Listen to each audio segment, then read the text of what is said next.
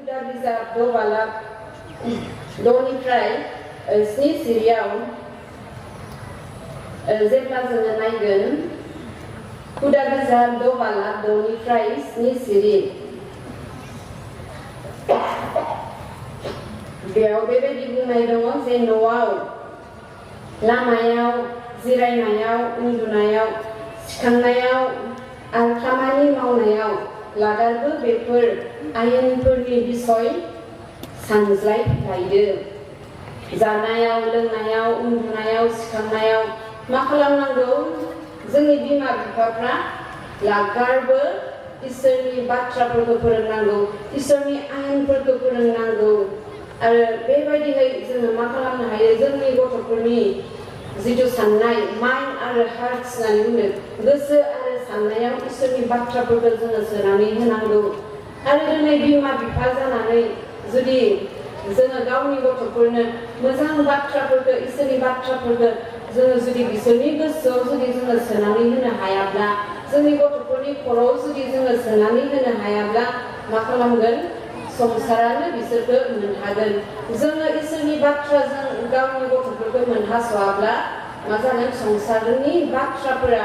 संसारनि बिसयफोरानो बिसोरखौ मोनहास'गोन आरो दिनै बेबायदिनो जादों जोंनि गोबां न'खरफोराव दिनै जोङो बेबायदि जानायखौनो जोङो नुनो मोनदों जे जोङो जोंनि गथ'फोरखौ जोङो जेरै फोरोंनांगौ बेबायदि फोरोंनो हायैयाव जेरैबायदि इसोरनि बाथ्राफोरखौ जोङो फोरोंनांगौ बेबायदिफोरखौ जोङो फोरोंनो हायैयाव दिनै मा जादों बेबायदि संसारासो मा खालामदों जोंनि गथ'फोरखौ मोनहास'दों जोंनि गथ'फोरखौ मोनहास'दों मायो मोनहास'दों गाज्रि स्वभाबफोरा मोनहास'दों गाज्रि बाथ्राफोरा बिसोरखौ मोनहादों आरो बेयावहायनो गाज्रि बिसयफोरा गाज्रि बाथ्राफोरा जोंनि गथ'फोरखौ मोनहानायनि सिगाङावनो जोंनि बिमा बिफाफोरा गथ'फोरखौ गाव गावनि गथ'फोरखौ मोनहाग्रोनांगोन आरो जेब्ला जोङो गावनि गथ'फोरखौ बेबायदि जानायाव लोंनायाव उन्दुनायाव थाबायनायाव जेब्ला इसोरनि बाथ्राफोरखौ जोङो बुंबाय थागोन अब्ला अट'मेटिकेलि बिसोरहा गोसोआव थागोन आङो सासे मानसि लोगो मोनदोंमोन आंनि जिबनाव बे मोनसे उदाहरन हिसाबै होनो सानदों आंनि बिमानि बंस'नि न'खरनि सासे मानसि बिथांमोना गोबाव बोसोर फ्राय बेबायदि गोमानानै थानाय अबस्था बिसोरो गावनि न'खर गावनि न' बां बिसोरो नागारनानै गुबुन जायगायाव थांबाय आरो गुबुन जायगायाव थांबायब्ला बिसोरो गावनि थालांनाय बंस'फोरजों जेबो सिनाखि गैला खबरबो गैला सिनाखिबो गैला बिदिनो बावगारलांनो मोनदोंसै नाथाय बिमाया मा खालामोनो बिनो गल्प बायदि हदायबो खिथायो फिसाज्लानो बिमाया फिसाज्लानो गावसोरनि बंस'नि बाथ्राफोरखौ हदायबो खिथायो आरो ओरैबायदि खिथायो जे बिनि फिसाज्लाया माने गासैखौबो गोसोआव थाजोब्बाय आरो आंनि बंस'फोरनि मानसिनि नाम मा खालामो सोरो गुफुर सोरो गोसोम सोरो मा मावो सोरो माबायदि गासैखौबो माने बिमाया खिथायो आरो गावनि बंस'नि मानसिफोरनि बिसय आरो बेबायदिनो फिसाज्लाया मा गासैखौबो सल' बायदि गल्प बायदि गोसोआव थाबाय आरो बेवहायनो जोङो मा खालामनांगौ जोंनि गथ'फोराबो इसोरनि बाथ्राफोरखौ बेबायदि जाहाथे फिरि जाहाथे गोसोआव थाजोबो इसोरनि बाथ्राफोरखौ जोङो सोनानै होनांगौ जोंनि गथ'फोरनि जिबनाव जोङो सोनानै जोङो होनांगौ जोङो फोरोंनांगौ आरो जेब्ला जोङो गावनि गथ'फोरनो बेबायदि इसोरनि बाथ्राफोरखौ जेब्ला जोङो फोरोंगोन निस्सय जोंनि गथ'फोरा जिबनाव आन्दायलांनाय नङा आरो जोंनि न'खरफोरा भबिष्यताव बेबायदि अहान्ति परिबेस जोंनि गेजेराव जानाय नङा माब्लाबा समाव बेराम आजार एक्सिडेन्टफोर जानायनि बिसयफोरा बे आलादा बाथ्रा बेखौ मिथिंगानि जानाय माखासे जाथायफोरखौ जोङो होबथानो हाया नाथाय जेखौ जोङो होबथानो हायो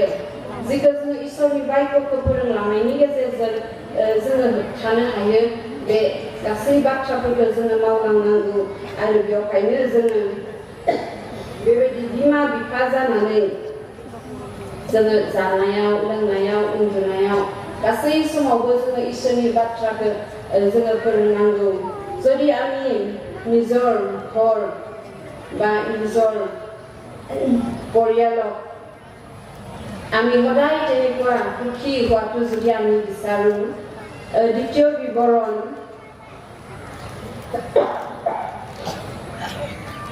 দ্বিতীয় বিৱৰণ 6 অধ্যায় 6 পৰা 7 পদত যদি আমি চাওঁ মই ডাঙৰ বাইবেলখন অনা নহয় ঘৰত ৰাস্তাত বহাত বা তেনেকৈ খোৱা সময়ত উঠাৰ সময়ত আৰু সকলো তেনেকুৱা কাম কাজ কৰা সময়ত ঈশ্বৰৰ বিষয়ে নিজৰ সন্তানৰ লগত কথা পাতিব লাগে বা নিজৰ সন্তানক ঈশ্বৰৰ বাক্যবোৰ শিকাব লাগে বুলি দ্বিতীয় বিৱৰণ 6 অধ্যায় 6 পৰা 7 পদত তেনেকুৱা লিখা আছে আৰু ইয়াৰ কাৰণে আমি নিজৰ সন্তানক সৰুৰ পৰাই আমি ঈশ্বৰৰ বাক্যবোৰ আমি শিকাই যাব লাগে যদি আমি ঈশ্বৰৰ বাক্য নিজৰ সন্তানক যদি নিশিকাও জগতে ইহঁতক শিকাব আমি যদি ঈশ্বৰৰ বাক্য নিশিকাও জগতে জগতৰ বিষয়ে আমাৰ সন্তানক শিকাব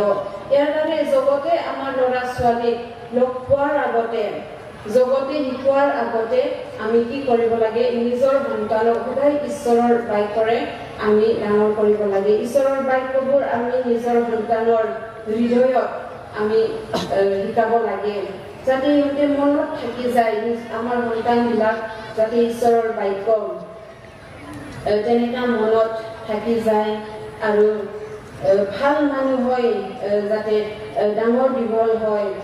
তেনেকুৱা আমি ঈশ্বৰৰ বাক্যৰে নিজৰ সন্তানক আমি শিকাই যাব আমি লাগে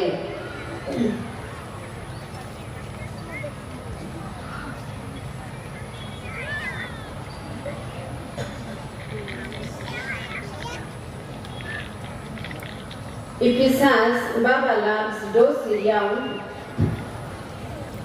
bebaidi buंदों Ephesus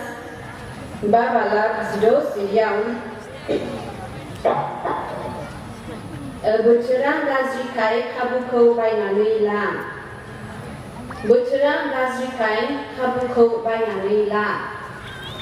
आरो बे बाइबेल सिरिया जोंखौ समखौ बाहायनायनि सोमोन्दै बुंदों समखौ बाहायनायनि सोमोन्दै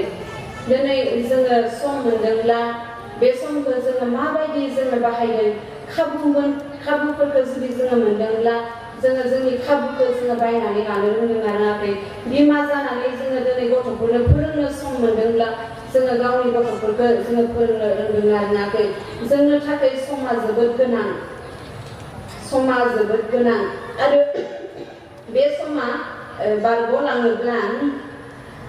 समा जुदि बारग'लाङोब्ला बे समखौ आरो जोङो माब्लाबाबो मोनफिननाय नङा गथ'फ्रा फरायनांगौ समाव जुदि फरायाब्ला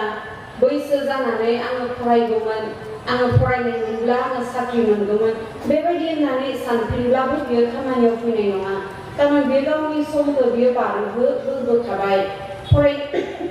फरायनांगौ समखौ बियो फरायनायाव एंगारालासिनो बेबायदि गुबुन खामानियाव जुदि बाहायोब्ला बियो जिबनाव बेबायदि साक्सेस जानो हानाय नङा आरो थिग बेबायदिनो बिमा बिफा जानानै गावनि गथ'खौ गावनि न'खरखौ जोथोन लानो दिनै जोङो सम मोनदोंब्ला बे खाबुखौ जोङो बायना लानो रोंनांगोन आरो इसोरनि बाथ्राखौ जोङो फोरोंनो रोंनांगोन जोङो बोराय बुरै बैसोआव जुदि जोङो सानोब्ला जे आङो आंनि गथ'खौ बेबायदि मोजाङै फोरोंबोनो जुदि हानायमोनब्ला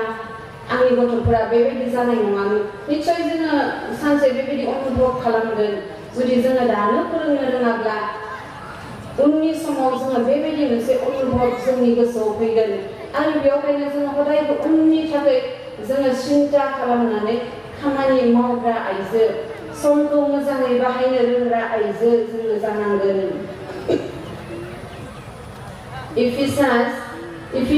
5 अध्याय 16 पद Efesia 5 अध्याय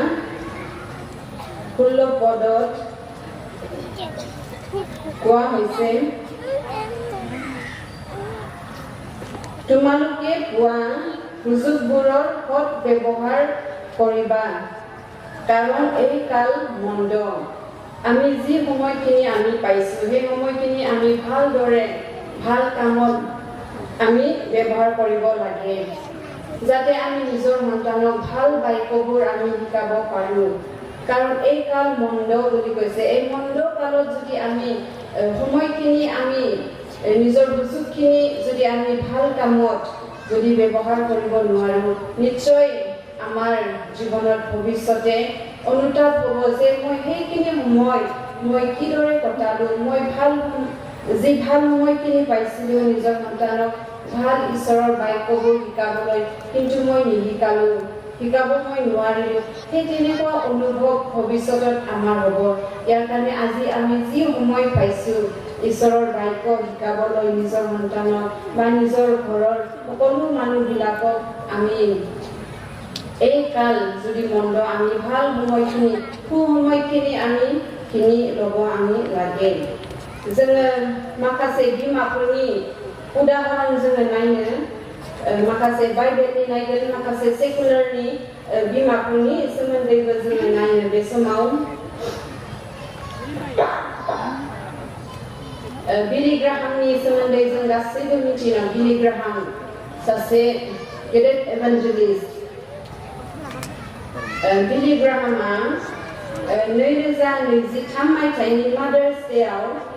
मोनसे बाथ्रा बुंदोंमोन 2023 मायथाइनि मादार्स डेआव मोनसे बाथ्रा बुंदोंमोन आरो बेनो जादों माय मादार वाज ए मादार अफ गड आंनि बिमाया इसोरनि बिमा बादि इसोरखौ गिग्रा आइजो आंनि बिमाया इसोरखौ गिग्रा बिमा बेबायदियै बिली ग्राहामा बेबायदि बाथ्राखौ बुंदोंमोन आरो मानो बुंनो हादोंमोन बिली ग्राहामा कारण बियो बेबायदि सासे गेदेर एभान्जेलिस्ट जिथु जानो हादों बियो गावनि बिमानि जुगिदिसो बिथाङा जानो हादों आरो मोनसे बेबायदि आर्टिकेलाव फरायनो मोनदोंमोन जे मर' आरो फ्रेंक ग्राहाम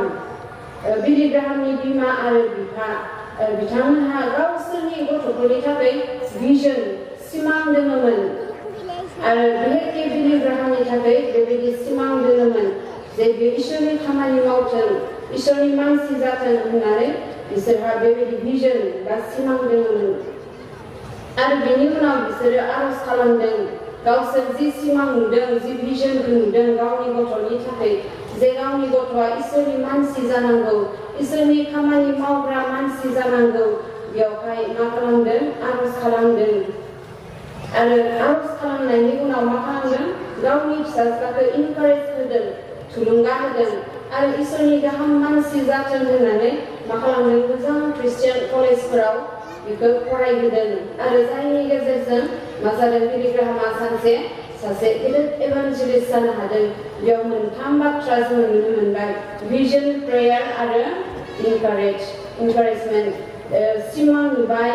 बिनि उनाव आरज खालामबाय बिनि उनाव थुलुंगा होबाय सासे इसोरखौ गिग्रा आइजोआसो गावनि गथ'फोरनि थाखाय बेबायदि मोजां सिन्ता भबिष्यतनि थाखाय बेबायदि मोजां सिन्ता खालामनो हायो सिन्ता खालामनानै गावनि गथ'फोरनि थाखाय आरज खालामनो हायो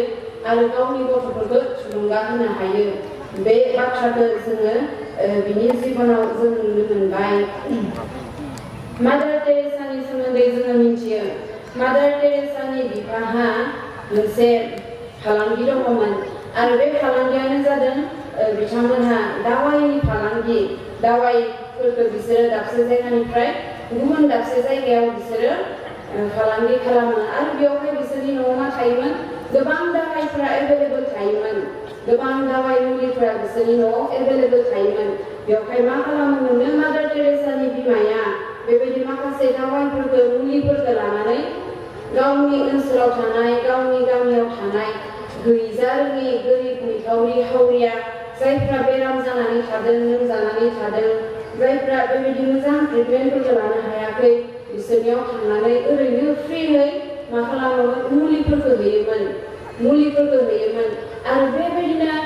बे समाव मा खालामोमोननो मादार टेरेसानि बिमाया गावनि गथ'फोरखौ लांफायोमोन गाव जि मावदों बेखौ दिन्थिनो थाखाय अरायबो गावजों लोगोसे बिमाया लांफायोमोन आरो जायनि गेजेरजों बेबायदि चेरिटिनि खामानि मावनो थाखाय मादार टेरेसाया गावनि बिमानिफ्राय बेबायदि सोलोंनो हादों नुनानै सोलोंनाय बेखौ मादार टेरेसानि जिबनाव जों नुनो मोनो मसीनि बिमानि सोमोन्दै जों गासिबो मिन्थियो बाइबेलाव थानाय मसीनि बिमा मसीनि बिमाया गावनि गथ'खौनो मा खालामदों गुबुननि थाखाय खांदों मसीनि बिमाया गावनि गथ'खौनो गुबुननि थाखाय खांदों दसे समनि उनावनो जेब्ला गथ'आ देरगोन गाव हारसिं थानो हानाय जागोन अब्लानो मा खालामनांगोन बियो गावनि गथ'खौ गुबुननो हरदों आरो जि सम मोनदों बे समखौ मसीनि बिमाया ओरैनो एंगारहराखै बियो गावनि मानसिफोरनि सोमोन्दै खोन्थादों गावनि फिसाज्लानो गावनि इसोरनि सोमोन्दै खोन्थादों इसोरनि बाइबलफोरनि सोमोन्दै खोन्थादों इसोरनि आयेनफोरनि सोमोन्दै खोन्थादों आरो बेबायदिनो इसोरनि बाइबलआ मसीनि जिबनाव अरायबो थादों जायनि जाहोनाव सानसे समाव मसीया मा जादों गावखौ बेबायदि फारावनि फिसाजोनि फिसाज्ला मुंख'जानो बादों सासे राजानि फिसाजोनि फिसाज्ला मुंख'जानो बियो बादों आरो हदायबो बिनि गोसोआ गावनि मानसि गावनि इसोरनि फारसे थादों आरो जायनि जाहोनाव सासे गेदेर इजराइलारिनि सासे दैदेनगिरि बियो जाबोनो हादों आरो इजराइलखौ मा खालामनो हादों गासै माबानिफ्राय मिसर देशनिफ्राय बियो दैखोबोनो हादों